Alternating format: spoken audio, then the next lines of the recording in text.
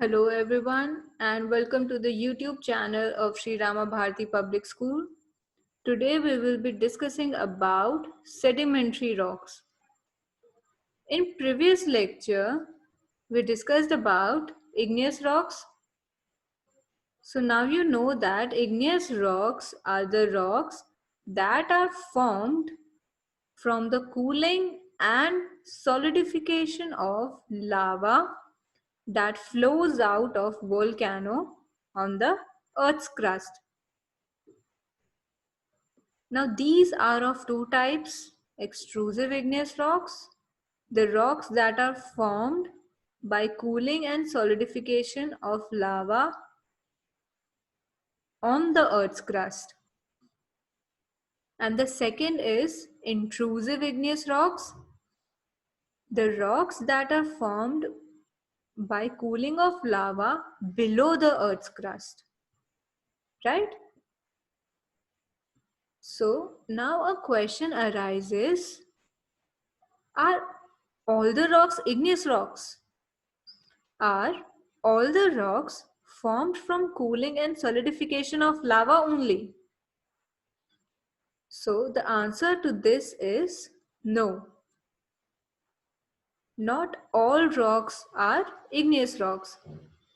In the previous lecture, we discussed about three types of rocks: igneous rocks, sedimentary rocks, and metamorphic rocks. So today basically we will study about sedimentary rocks. And to know about sedimentary rocks, you must know the process of sedimentation. So sedimentation is a process in which the particles settle down at the bottom when left undisturbed. To understand this, take an example of a container having insoluble impurities or having muddy water. If you will leave this container undisturbed for a few hours, what will happen? These insoluble impurities will settle down at the bottom of the container, like you can see in the picture. All the insoluble impurities have settled down at the bottom, and what left is clear water.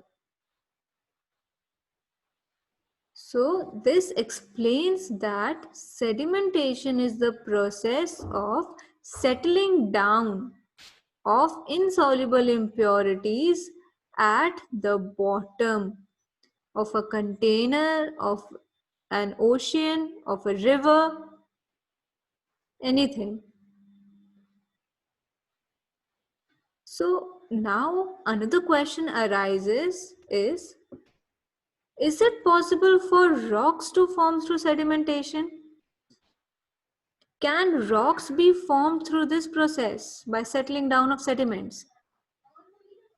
Yes, definitely rocks can be formed through the process of sedimentation. And this happens through 4 steps. We will try to understand these steps one by one. Now in first step, the rivers bring along sediments with it. The rivers bring along sediments with it, and these sediments get deposited at the bottom of the ocean or ocean floor or seabed. When these insoluble impurities get deposited at the bottom of the sea floor, this process is called sedimentation. So the process starts with the sedimentation. Now the next step that comes is, with time, rivers bring along many layers of sediments. So originally this layer of sediment that was present at the bottom starts getting compacted, or it starts getting hard due to the pressure that is applied by the new layers that are being formed by the rivers.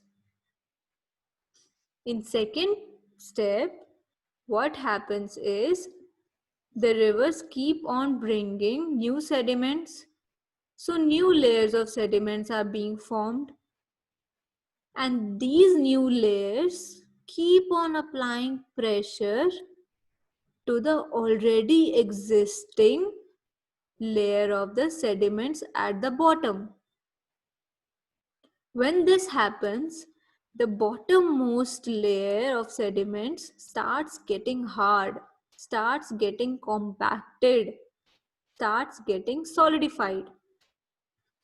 Now in next step, as more and more layers are getting solidified or getting hard, the water gets pushed out from these layers.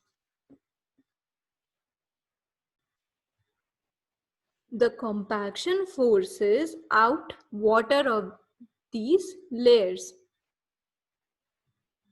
When the process of compaction is going on, the process forces the water to get out of these layers. So, there is no water present in these layers as such after compaction.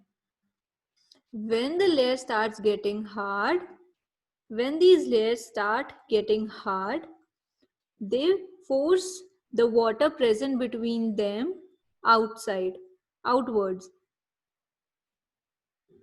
due to which the salt crystals that are present in the water, they start gluing the layers together. They start merging the layers together. And this process is called cementation. Basically, a rock is formed here. And this rock mass is sedimentary because it is formed by the sediments brought down by rivers. Let's have a quick recap. The first process is rivers bring down sediments with it. While doing so, the insoluble impurities that are present in water start settling down, or the sediments start settling down. This process is called sedimentation. With time, as time passes, the rivers bring new layers of sediments with it. So the layer that was already present at the bottom starts getting hard. It starts getting compacted. Why? Because of the pressure that is being applied by the newly brought layers of sediment by rivers.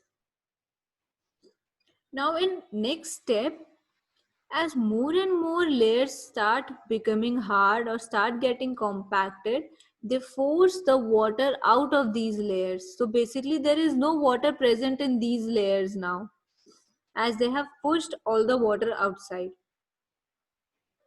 Now in last step, the salt crystals that are present in water, they glue the layers together. They glue all these compacted layers together, and this process is called cementation. And thus the structure formed or the rock formed here is sedimentary. So I hope all these four steps are clear. Now this picture also clearly shows or explains the formation of sedimentary rocks. So as a quick recap, the materials or sediments are brought down by rivers. They get settled at the sea floor or at the ocean floor. And over time, the bottom layer turn into rocks. Why? Because the new layer that were brought down by rivers, they exert pressure on the bottommost layer and they turn into rock over time. Now these layers also contain dead plants and animals. These layers also contain dead plants and animals, and thus fossils are found only in sedimentary rocks. Fossils are basically remains of dead plants and animals, and they are found only in sedimentary rocks because these fossils get mixed with the layers of sediments, and thus when the rock is formed or sedimentary rock is formed, various fossils of plants and animals are formed in it too. So I repeat that fossils are found only in the sedimentary rocks. So now we finally know that sedimentary rocks are formed from the consolidation of sediments that are transported by water, wind, ice, or are deposited by organisms.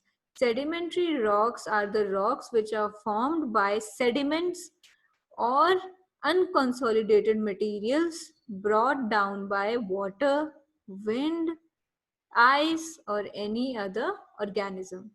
Now, example sedimentary rocks are sandstone, limestone, shale, conglomerate, gypsum, etc. Now, there are basically two types of sedimentary rocks. These are organic sedimentary rocks and inorganic sedimentary rocks. Now, I told you earlier that sometimes there are remains of dead plants and animals found in the sedimentary rocks. Now, when such type of rocks occur, they are called organic sedimentary rocks because they are formed by the remains of plants and animals. And the inorganic sedimentary rocks basically contains just the unconsolidated material or pebbles or small rocks. Examples we have discussed are limestone, sandstone, shale, peat, coal, chalk, etc. So this concludes our topic sedimentary rocks. In next lecture we will discuss about metamorphic rocks. So till then, stay safe, stay healthy, and good day everyone.